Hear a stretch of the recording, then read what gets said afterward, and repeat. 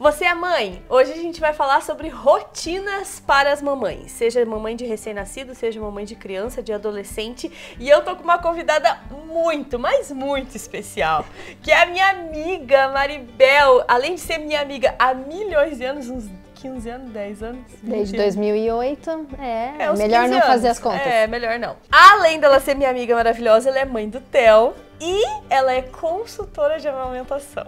Isso aí. Essa mulher, ela faz tudo nesse mundo louco, moderno, né? E tendo uma criança de 5 anos. Então hoje a gente vai conversar sobre isso. Bora pra esse vídeo. E vai dar certo, hein? E vai dar certo. E não se esquece, hein? Se inscreve aqui no canal e clica no joinha pra valorizar o nosso encontro. Essa dupla de dois. Então tá, primeira coisa, Bel, que eu quero falar é que assim, eu acho que a primeira coisa que a mãe tem que entender, ela criar uma rotina pra conhecer o seu bebê. Ou seu filho, né? Porque às vezes, eu não fiz isso quando era bebê, mas nunca é tarde. Pode ser adolescente, sempre dá pra resgatar. E como que é essa questão da rotina? Tipo, do caráter mesmo da criança, sabe? De conhecer quais são os sentimentos, qual que é o temperamento da criança, porque às vezes você quer que a criança seja igual a você. E não vai que ser. Você é ligado no 220 e às vezes a criança, ela é, tipo, mais fleumática. O jeito dela lidar com os sentimentos é mais de boa, é mais fechado. Às vezes, né, ela precisa criar uma confiança a mais. Então, conversar com a criança. Como é que você faz com o Theo? Olha, eu acho que é bem importante, eu falo isso para todas as mães que eu atendo desde o pré-natal. É importante conhecer o seu filho. O que ele está precisando naquele momento, o que ele está sentindo naquele momento. E aí, porque eu vou ficar na função da amamentação o dia inteiro? Não, peraí. Você tem que entender, será que o teu filho está com fome? Ou será que é só o colo vai resolver, o acolhimento, o carinho daquele momento? Então, assim, esse passo de conhecer o filho, a gente já pode começar com o recém-nascido. Tá certo que recém-nascido é aquela bagunça que a gente não sabe se tá com sono, se tá com fome, se tá com dor, se tá com irritação. Mas ali, nos primeiros dias, na criação dessa rotina com o filho, você já vai começando a entender, opa, meu bebê já deu uma mamada boa, tá legal, então pode ser que seja uma irritação, uma dorzinha, né? Às vezes tá com vontade de fazer um cocôzinho, uma vacina que levou. Então, desde o começo, você começar a entender esse chorinho, por que o bebê tá chorando? Em vez de simplesmente querer silenciar esse bebê.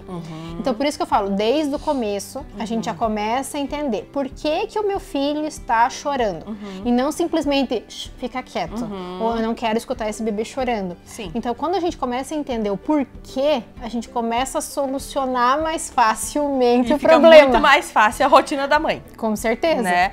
E aí, você conhecendo isso, quando a criança for maior, tipo 2 anos que já tá falando, né, ou vai pra escola, ou tipo que nem no caso do Theo, que já tem 5 anos, que já tem uma personalidade, né, ali, então fica muito mais fácil pra você entender. Com certeza. Né? E assim, esse acolhimento que eu falei de bebezinho, a gente vai perpetuando ao longo da vida da criança. Né? Então assim, não é simplesmente, ai, caiu, não, levanta que já doeu.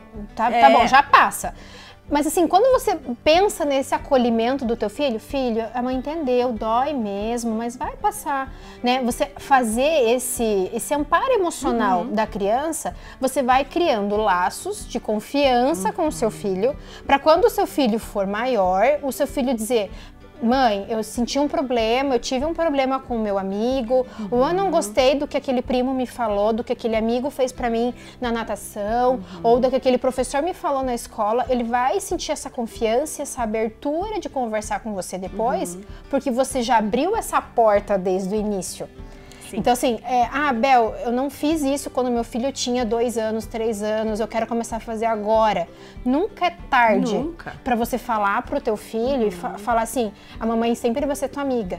Porque eu percebo que muitas vezes as pessoas têm esse muro, assim. É um preconceito, né? Tipo, eu não posso ser amiga. Exatamente. Né? Porque senão ela vai montar cavalo em mim, ela não vai me respeitar. E, gente, é muito pelo contrário. Na verdade, não é sobre isso. Não. Você quer que o teu filho tenha confiança e amizade em você, ou nas pessoas que estão fora da tua casa. Se você não abre essa porta, ele vai procurar outras portas. Sim. Então isso assim, realmente começa na infância e a gente vai levando isso ao longo da vida. Sim. Né? Então até o Theo mesmo fala, mamãe, eu posso te falar uma coisa? Eu sempre falo para ele, filho, pode falar, mamãe é sua amiga. E eu faço questão de firmar isso pra ele. Quem que é o melhor amigo da mamãe? E ele fala, eu. Quem que é o lindo? Eu sou lindo. Quem que é inteligente? Eu sou inteligente. Então assim, eu tô o tempo todo alimentando esse sentimento nele pra ele saber que pode confiar em mim. Sim. E é uma coisa, e eu falo pra ele, filho, se você não gostou que fizeram ou que falaram algo pra você, fala. Não gostei. Não vou fazer. Porque você tem essa liberdade de fazer isso com outras pessoas. Sim. Porque quando a gente não dá essa abertura com a gente, eles acham que eles podem fazer isso com qualquer outra pessoa.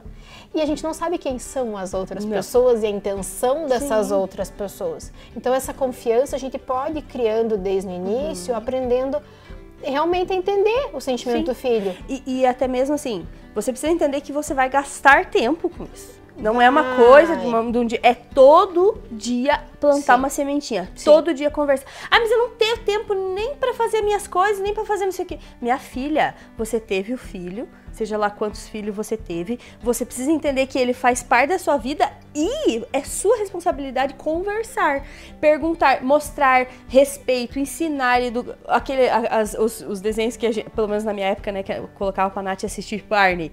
Por favor e obrigado, são palavras que fazem bem, tipo essas coisas. Tipo assim, o Barney ensina e você não ensina? Quem que ele vai respeitar? Se ele vai chegar lá pra falar pra professora, você não manda em mim, nananana. Por quê? Porque não tem essa educação em casa, né? E a escola é a escola. Ontem eu li um negócio do Dia dos Professores lá, né?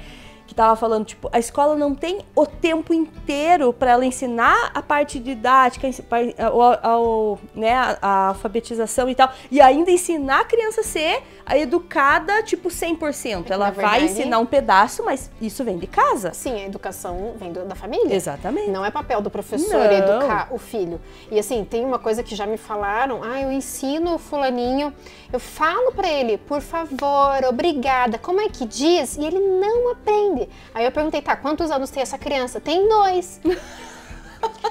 Gente, nem a gente às vezes lembra, né? Então, assim, esse papel é realmente trabalho de formiguinha. É formiguinha. Então, todo dia, filho, como é que fala? Por favor, parabéns. E quando a criança lembrar, você valorizar. Legal, que bom que você lembrou, que bom que você falou. Isso aí. Então, assim, esse incentivo também faz a criança se recordar e repetir a atitude. Exatamente. Não assim, é tua obrigação falar obrigado.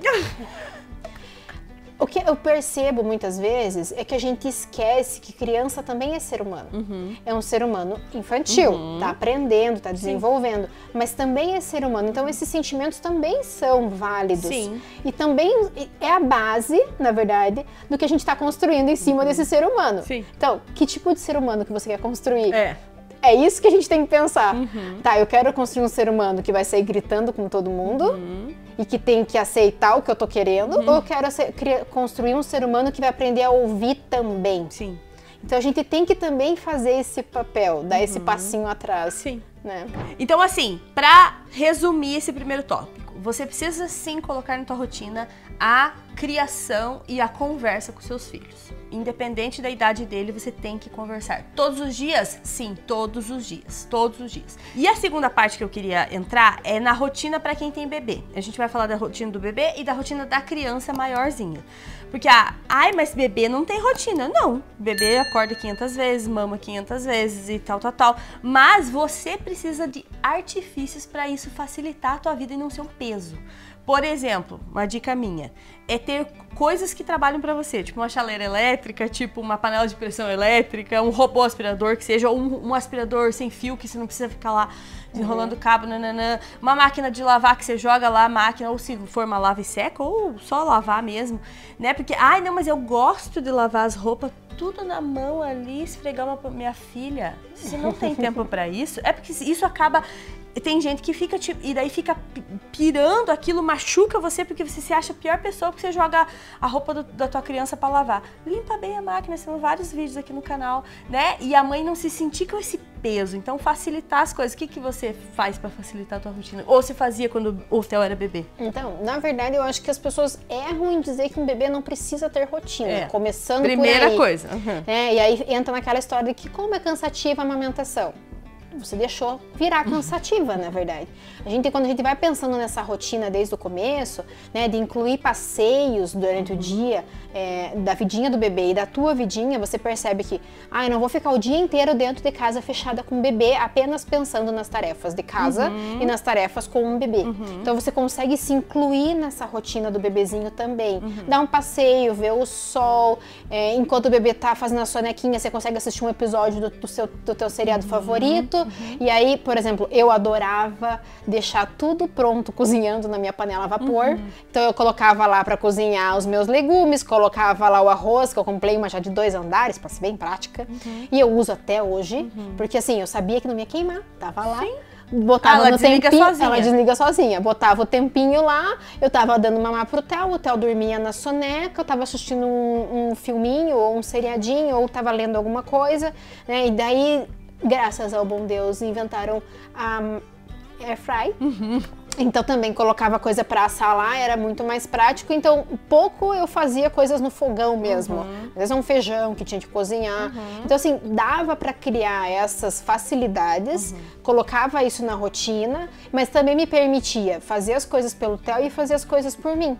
E aí nesse momento que entra o que eu sempre falo para as mães, do que se você não pensar em você, você daqui a pouco não tá conseguindo nem cuidar dos outros. Isso. E a gente tem uma casa para cuidar, um filho para cuidar, um marido para cuidar, às vezes tem enteada, às vezes tem a mãe que mora junto. Então fica tudo meio que uma sobrecarga um pouquinho a mais na mãe, não adianta, é assim mesmo que o marido ajude, a mãe meio que gere tudo, né?